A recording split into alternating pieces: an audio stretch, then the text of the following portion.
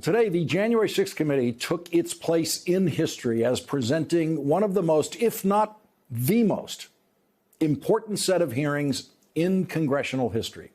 The television age has delivered all of the most dramatic and important hearings in congressional history, beginning with the McCarthy hearings of the 1950s, in which the Republican Senate Chairman Joseph McCarthy's lying crusade was undone by Attorney Joseph Welch's simple question. Have you no sense of decency, sir? At long last, have you left no sense of decency? In the 1960s, Joe Valachi turned on his friends and associates in exposing the inner workings of organized crime in a congressional hearing. Then came the Senate Watergate Committee investigating possible crimes committed by Republican President Richard Nixon, which led to impeachment hearings in the House before President Nixon resigned. And of course, there are the two sets of hearings that led to two separate impeachments of Donald Trump. Today's January 6th committee meeting was unlike any congressional meeting in history because of the unique matter the committee was considering. But like the McCarthy hearings of the 1950s, it was about a man with no decency. Like the Nixon hearings of the 1970s, it was about a president committing crimes. Among the most shameful of this committee's findings was that President Trump sat in the dining room off the Oval Office watching the violent riot at the Capitol on television. For hours, he would not issue a public statement instructing his supporters to disperse and leave the Capitol, despite urgent pleas from his White House staff and dozens of others to do so. In addition to being unlawful, as described in our report, this was an utter moral failure and a clear dereliction of duty. Evidence of this can be seen in the testimony of President Trump's own White House counsel and several other White House witnesses. No man who would behave that way at that moment in time can ever serve in any position of authority in our nation again. He is unfit for any office. There were officers on the ground. They were bleeding. They were throwing up. I saw friends with blood all over their faces. I was slipping in people's blood. Officer Caroline Edwards was slipping in blood while Donald Trump was doing nothing to help her or anyone else being attacked at the Capitol. You on the staff did not want people to leave the Capitol. On the staff? In the White House. I can't think of anybody, on that day who didn't want people to get out of the Capitol once particularly once the violence started. No.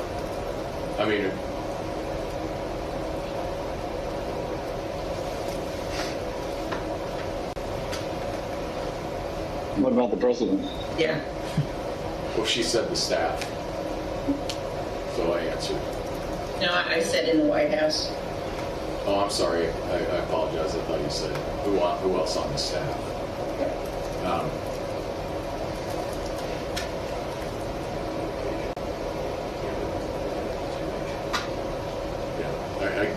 I can't reveal communications, but obviously I think,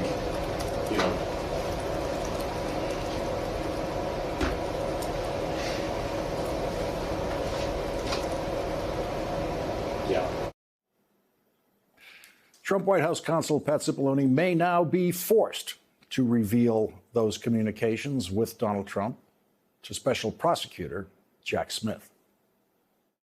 Ex-President Trump's decision to declare victory falsely on election night wasn't a spontaneous decision. It was premeditated. The committee has evidence that ex-President Trump planned to declare victory and unlawfully to call for the vote counting to stop, and that he told numerous allies about his intent in the weeks before the election. The committee found that Mr. Trump raised hundreds of millions of dollars with false representations made to his online donors. Donald Trump now has to worry what Special Prosecutor Jack Smith might find in Donald Trump's fraudulent interstate solicitation of hundreds of millions of dollars. The committee revealed new evidence today against Donald Trump and lawyers working for Donald Trump, representing some of the witnesses who testified to the January 6th committee. We've learned that a client was offered potential employment that would make her, quote, financially very comfortable as the date of her testimony approached by entities that were apparently linked to Donald Trump and his associates. These offers were withdrawn or didn't materialize as reports of the content of her testimony circulated. The witness believed this was an effort to affect her testimony, and we are concerned that these efforts may have been a strategy to prevent the committee from finding the truth. The committee also revealed new testimony from former Trump aide Hope Hicks. He said something along the lines of, nobody will care about my legacy if I lose. So that won't matter. The only thing that matters is winning. Just so I understand, Mr. Hirschman said that he had already recommended to the president that the president convey a message that people should be peaceful on January 6th, and the president had refused to do that? Yes. Each member of the committee detailed separate aspects of Donald Trump's illegal attempt to overthrow the presidential election. When Donald Trump's pressure campaign did not achieve the results he wanted, he oversaw an effort to obtain and transmit false Electoral College ballots to Congress and the National Archives. Knowing that existing department leadership would not support his false election claims, President Trump offered Mr. Clark the job of acting Attorney General. In a dramatic January 3rd meeting in the Oval Office, Rosen Donahue, White House counsel Pat Cipollone, and White House lawyer Eric Hirschman strongly objected to the appointment of Jeffrey Clark as acting Attorney General. Mr. Clark pleaded his case and offered to send the letter that he had drafted. The White House counsel called the Clark letter, quote, a murder-suicide pact. John Eastman admitted in advance of the 2020 election that Mike Pence could not lawfully refuse to count official electoral votes. But he nevertheless devised a meritless proposal that deployed a combination of bogus election fraud claims and the fake electoral ballots to say that Mike Pence, presiding over the joint session, could reject legitimate electoral votes for President-elect Biden. For 187 minutes, he actively disregarded his constitutional obligation to take care that the laws are faithfully executed. As we've established through months of investigation, that is because the mob wanted what President Trump wanted, to impede the peaceful transition of power. At 6:01 p.m., President Trump sent his last tweet of the day. He did not condemn the violence. Instead, he attempted to justify it. These are the things and events that happen when a sacred landslide election victory is so unceremoniously and viciously stripped away, he wrote. Remember this day forever. We will remember that day forever, and many of us will remember today forever, because the January 6th committee voted to send 4 criminal referrals to the Justice Department against Donald J. Trump and others for what the committee believes are crimes committed by Donald Trump while he was president of the United States. The first criminal statute we invoke for referral, therefore, is Title 18, Section 1512C, which makes it unlawful for anyone to corruptly obstruct, influence, or impede any official proceeding of the United States government.